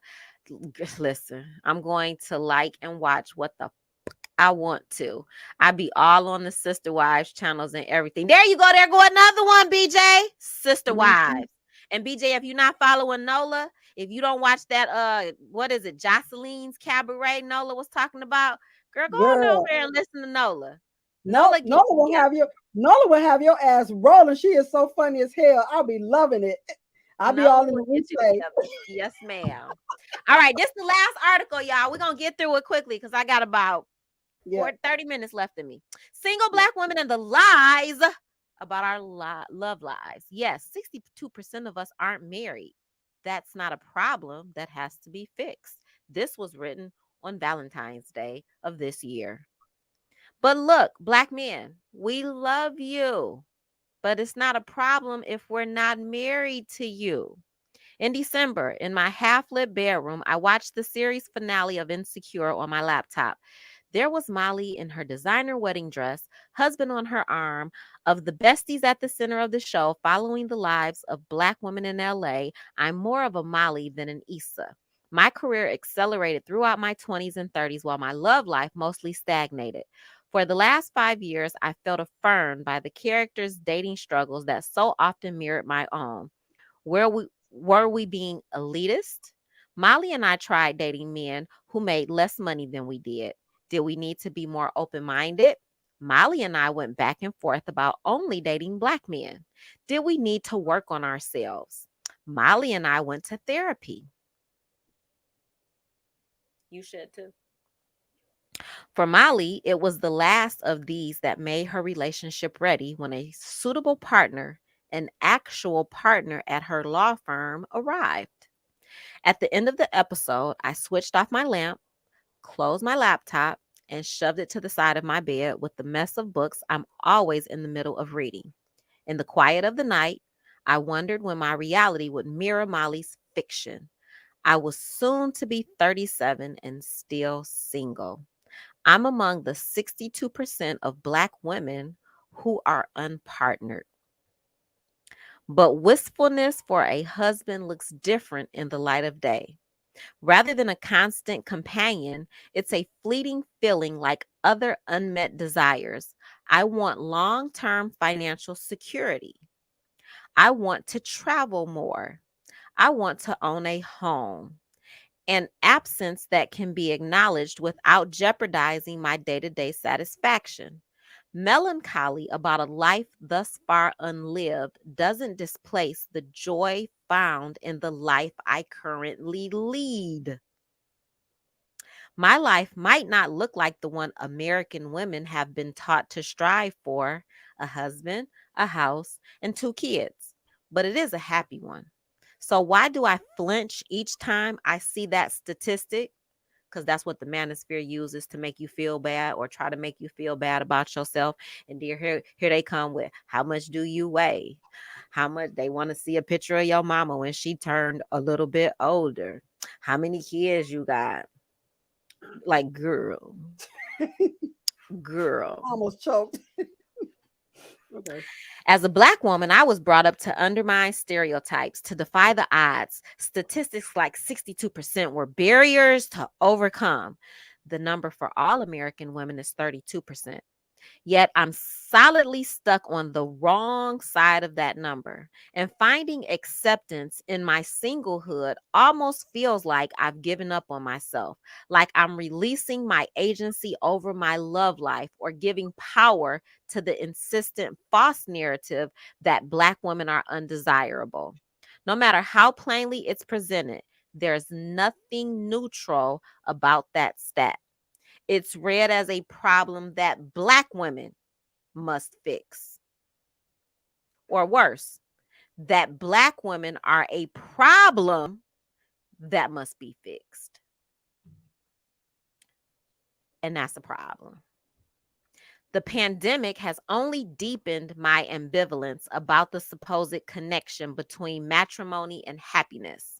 The surge in divorces these past few years made me question what these married women I'd often envied learned during their months they were shut in with a spouse. Yes, the pandemic has been lonely for singles, but unlike many partner women, I had not needed to drop out of the workforce to be the primary caregiver for children. Nor had I found myself grumbling over being laden with an unfair portion of the household management. Often, when discussing singleness, there is a focus on what is lacking from a life unpartnered. Rarely do we consider what must be exchanged for a life lived with someone else. Child, you better preach on that. Okay, before I go, Foxy, you want to add something? I'm going to go to the chat. No, we're good. You can go to the chat. BJ Dez, I was supposed to start my channel since January. What? Do it. Do it. Do it. Do it now. Start it today, BJ Dez. Start it today. Even if you don't have a video, start it today. Do it. I wanted to show women that they don't need to slave to a 9 to 5 and to learn how to invest and start their own business. Since the mess up, I stopped. BJ Dez. A detour or a bump in the road, it's just meant to slow you down. It's not meant to stop you. It's meant to focus you. It's meant to get your attention. Start your channel. You have something to give. You have something to contribute to this space. I think everybody, especially women of a certain age, should have a YouTube channel. You have a voice, you have experience, you have lived experiences. And whether the younger generation is ready to hear it right now, your channel will house that information for the future generations when they are ready to hear you. Everybody can't hear at the same time. Everybody doesn't arrive at the same time. But your channel is your voice. It's what you give to this space. Start your channel, BJ Dez.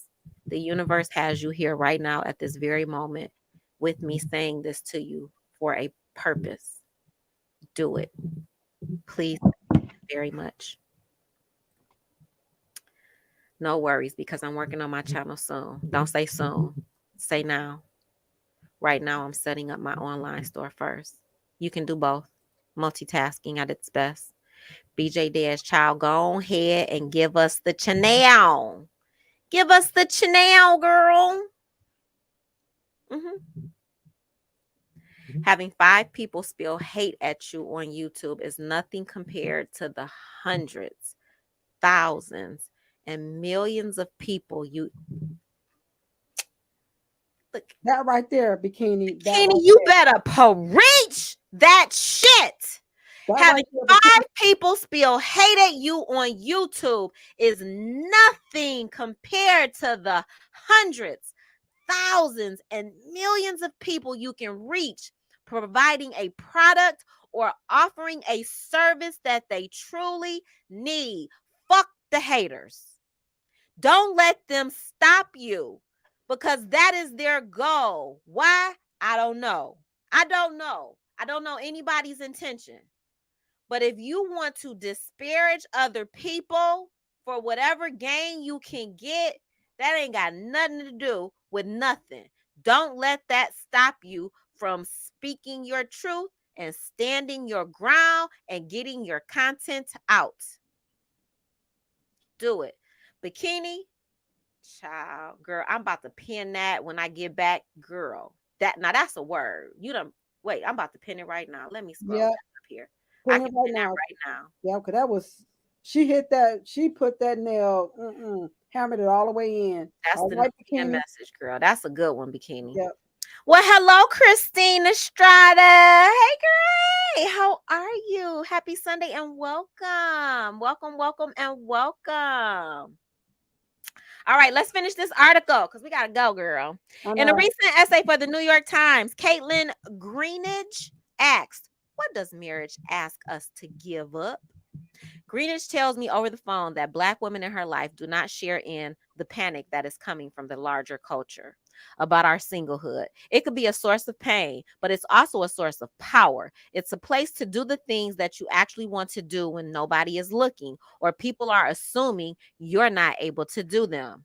Greenidge believes one of the reasons these panic narratives exist is because Black women's singlehood is viewed as a threat, because if you're able to make a life like that, then maybe other lives are possible. And you aren't able to be held down. You aren't able to be minimalized. You might actually matter. Brianna Meeks learned firsthand that other lives were possible. Raised Black, Baptist, and in the South, she got married at 23. I changed my name, and that was something I was always surprised at and something that felt wrong the entire time. It felt like a really weird identity crisis. Okay, I gotta pause right here because I want to tell y'all an experience that I've been having. I don't know if you've been on my channel for a minute, you know that I'm on this DNA journey, and the DNA journey has kind of crashed into like, I got to go down south. I've taken one trip down south and I have to take a couple of more to get more information. One of the most difficult parts of the DNA journey is the women's last names changed. And if you don't know who your ancestors' maiden names are, you sometimes can't make the connection that, oh, that person married that person, and that's how that person is related to me, and that's why you're my cousin, because way back then our aunts and our uncles were related and they got married, and we are here today because of that. And that name thing change, it might be a priority for some women, but all women don't want to give up their last name because they lose their identity. And my ancestry journey kind of speaks to that. They aren't who they were, and it's hard to find them. Brianna Meeks learned firsthand that, oh wait, I said that one. And by 25, Meeks was over her marriage. I felt like he was holding me back. He wasn't fully supportive of my dreams, or it was all about him and what he was doing or what he wasn't doing and how I felt about it. And once I took my energy off of him and looked at myself, it was like, oh, I'm actually dope. Like, let me go do all this shit, girl. Now 31, Meek says that once she became single, the whole world opened up because her dreams were no longer secondary. Being single isn't the worst thing that could happen to you, which is another thing we've been led to believe, that that's your worst case scenario, and it's not. Don't discount when you have achieved what you have achieved. I have a master's degree. I have my own apartment. I've doubled my salary. That's not to say that I don't want children or partnerships sometime down the road, but it's got to be right. People make it seem like our standards are too high, which kind of leads to the idea that you should just settle because it's better to settle than to be alone. But let me tell you something, it is not. Believe me, I am a divorcee, and I found more peace being single than I had while I was married. I was a single married woman. That scenario exists, and that scenario does not often get discussed in mainstream media. Single married women exist. I was one of them, and there are others of us who have existed inside of a marriage as a single woman. Meeks has dated women exclusively. Ah, listen to the tea. Here comes some tea.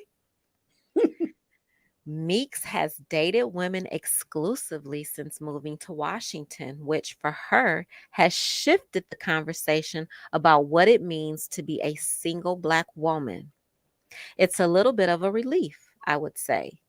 In the queer community, there are so many different kinds of ways to be a person that there are many different kinds of relationships, so the possibilities are endless. Ultimately, Meeks has found confidence in knowing who she is and what she wants versus trying to follow a preconceived script of what a happy life should look like.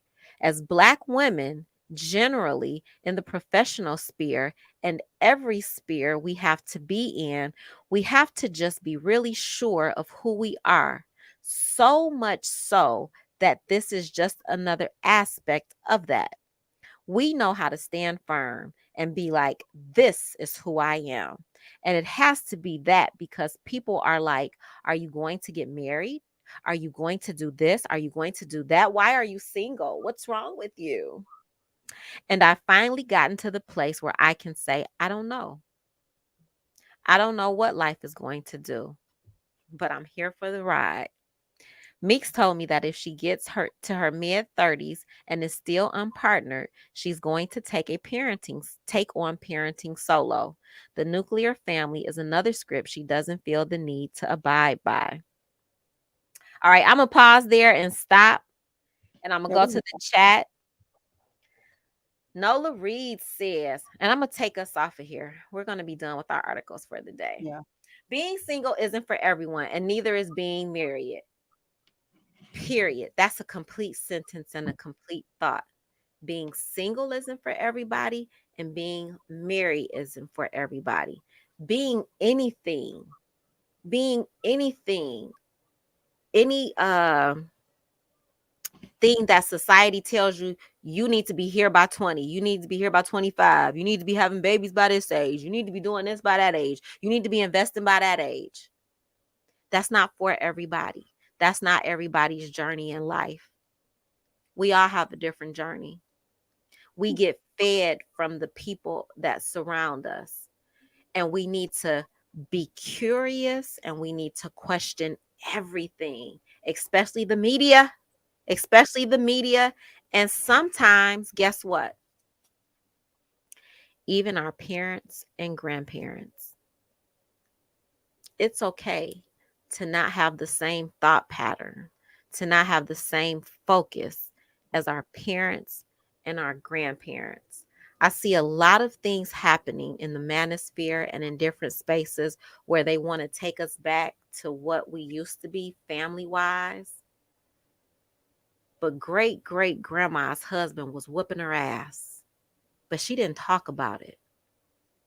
And he had a whole bunch of women, and she didn't talk about it. And he had a whole bunch of babies outside, but she didn't talk about it. And there is a narrative being created that being that woman is who we need to be today. We don't have to be that woman because we've evolved. The year is 2022. We have more resources, and we've learned more about our history. Hopefully, we've learned more about our history. And now that we know better, we can demand better and we can do better. And Black women to Black women can lift each other up. And Black women to Black men can lift them up. And Black men to Black women, we can come into partnership and have meaningful conversations that don't demean either one of us, that don't belittle either one of us, because we've done the work, because we've done the research. We know where we came from. We understand the trauma that exists in us, and we've looked at the history that we've lived through, that we've evolved through. And we need to do better. We can do better. I would never be one to bash not just another Black woman. I'm not bashing Black men. I am very weary of what I see coming from the Black manosphere, just like I'm very weary at what I see coming from some content creators, especially Black women on YouTube. We need to love everybody. I love Black women. I love Black men. I love people. I love human beings. But I have a special affinity because I am a Black woman for other Black women and for Black men. I love them all. I have a Black son. I have a Black brother. I have a Black father. I have Black uncles. I have Black cousins. I love them all. I am an educator. I love children. The grown-ups, sometimes I could care less about them. But the babies, I love them all of them. We need to do better. We deserve to do better. We are better than what we are putting out here into this public space for people to consume, for people to get more clicks and views because of their receipts and their analysis of the content that we are putting out here. We need unity. We need to unite.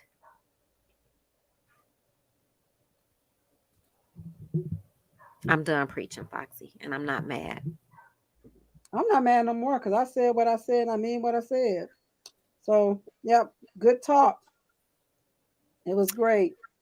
Bikini said, do not let people hinder your blessing. Keep it pushing and be merry about it. That's it. That's all. That's it. That's all.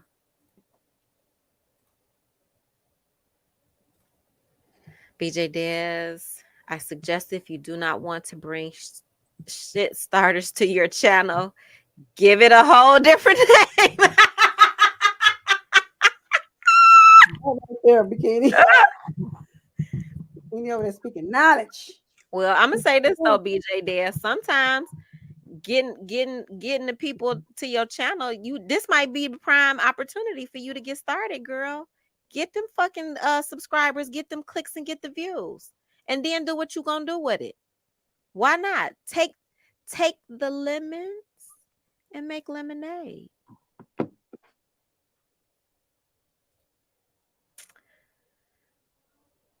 BJ Dez, while this story is speaking to me right now. Oh, that's good, BJ Dez. BJ Dez, keep your name. Talk your shit. Get your clicks and your views, girl. Christine says, I wish I had kept my maiden name or incorporated it. Why should we have to give up our lineage? I think so. My last name is hyphenated now. When I got married, I took his name. When I got divorced, I took back my maiden name and hyphenated it. And I didn't realize what I was doing at that time. But because of the DNA journey, it literally is giving up your lineage, especially if you come from a family who didn't do a good job of taking care of their ancestors and recording their stories. And you know what I'm saying? Like, it really, I didn't realize, like, there was never a light bulb moment until I did this DNA journey that I'm on. And I'm like, all of our women lost their names. They all, like, and it's not just my family. It's all families, because women literally give up their names when they get married. And then some men in 2022 want to talk 50-50. I had to give up my whole fucking name. What you mean? What is you talking? I'm not having roommates. I don't need a roommate. I can do this. I can do all the things I'm doing by myself, boo. Don't ask me what I'm bringing to the table. Let's talk about what we gonna bring to the table together. If a man ever asks you what you bring to the table, ladies, run. Tell him you ain't got shit to bring to his table, girl. Run. Now, if you want to talk about what we doing together, if he asks you what are we bringing to the table, let's talk. I can pull out my stats. You pull out your stats. Let's talk about that. How we gonna build together, King? How we gonna grow together, King? But how dare you ask me what I'm bringing to the table? Same thing you bringing. That's all I'm gonna say. Same thing you got. You know what? Hold that thought. I'm gonna call you back. If I ever tell you to hold that thought, if I'm talking on the phone to you, I'm never gonna call you back.